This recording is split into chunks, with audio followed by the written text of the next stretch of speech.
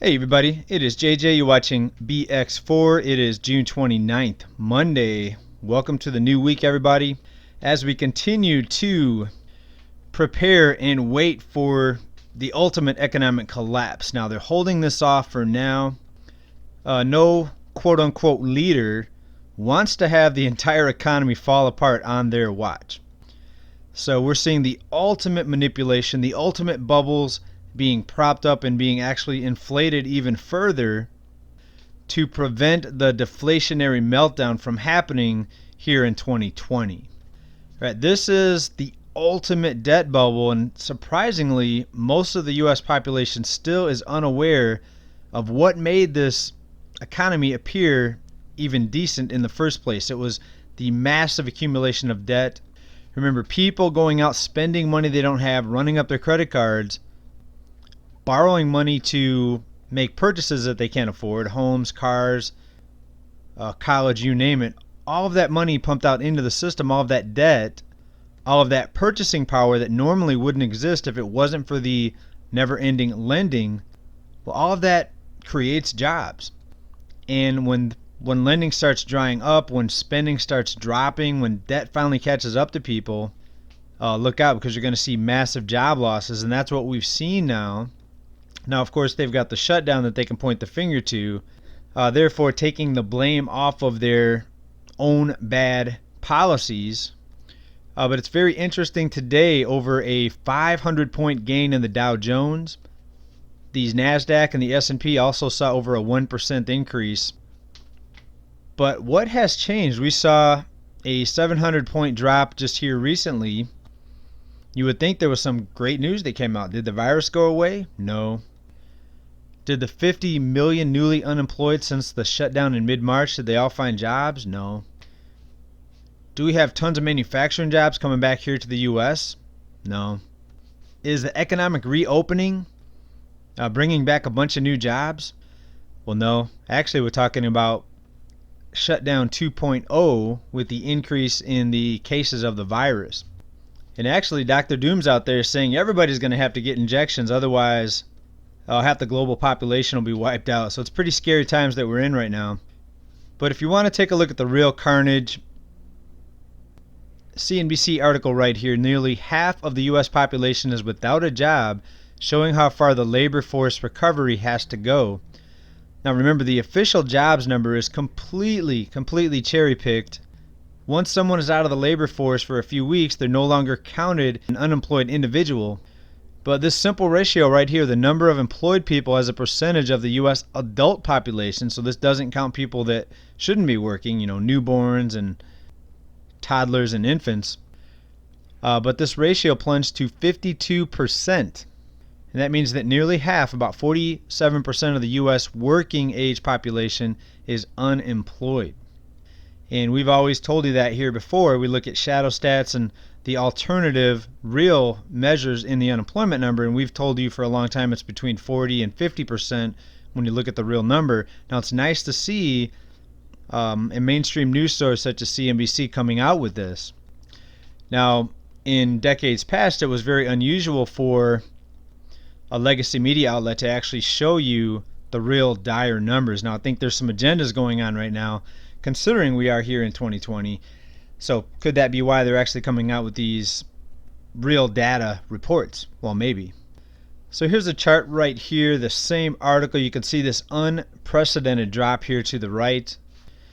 And this eclipses any downturn even way beyond the financial crisis, 2007, 2008.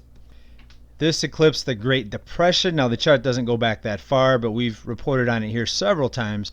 The unemployment number, the spike in unemployment and jobless, is beyond Great Depression numbers, yet the stock market's still going up. There's still hope out there. There's going to be a V-shaped recovery, right? Believe it or not, there's still people out there thinking that the story, that's what it is, a story. They're thinking the story that they're hearing out of the corporate media is the real deal. Right? And I know most of you know that this is obviously not true. There's not going to be a V-shaped recovery. Yes, the stock market was inflated into a V-shaped recovery, and we're likely going to hit all-time highs here before the end of the year in 2020. But the stock market is not the economy. If you want to look at the economy, it is the average person, the consumer, the working class. And the working class has been beat down, broken down, and wiped out for the most part. Not everybody, but a big majority of the population. 100 million loans not being paid right now. Student loans, car payments, mortgages, credit card payments. There are areas, cities, where people are getting forbearance on their utilities. People cannot pay their electricity bill. It's a very, very sad situation that we're in right now. But again, many people, I'd say most people still do not understand the dire straits that we are headed into. And as soon as they're done manipulating this, as soon as they're done propping this up, as soon as they're done allowing people to skip their payments and to keep their lights on and not pay their utility bills, you're going to see an economic collapse probably like we've never seen. So in every episode, I try to say, prepare for what is coming. It may look like things are not that bad right now. It's being propped up with endless injections into the economy, trillions and trillions and trillions, way beyond the financial crisis now, as far as the level of intervention via the Fed here. Now, I had to laugh in our previous video here in comments about Chase Bank, this Chase Bank video. It was an outage that hit Chase Bank. But down in comments, somebody was asking, somehow the conversation got started about taxes, and somebody said, I don't understand how we're going to fund the schools if people quit paying their taxes, because we were talking about how taxes have been delayed along with everything else, along with these loan payments, forbearances, electricity bills in many areas. How are they going to fund the schools if people don't pay taxes? Right? These are the people that think there's going to be a V-shaped recovery. Where are they going to fund the schools from? I don't know. Is there an entity out there that can create unlimited amounts of currency? Is there an entity out there that can bail the banks out no matter how many bad loans they make? Oh, I don't know. Let me think about the Federal Reserve. Right? There's people out there that still don't know what the Fed is capable of. Right? Absolutely blows my mind. But I think most of you, I'd say 98.5% of you probably know what's going on here. My audience, thank you very much. Right? So anytime they tell you that something can't be funded, you know it's an absolute lie. If they say they need to raise your taxes to fund the schools or repair the roads, absolute lie. You're smarter than that. My audience, thank you. The rest of the population, they still don't understand, but that's all right, because you're going to talk to your friends, you're going to talk to your neighbors, you're going to talk to people you run into. You're going to ask them just simple questions. Hey, what do you think about the endless bailouts? The Fed actually coming out of their own mouths and saying they have unlimited tools available to fight this recession.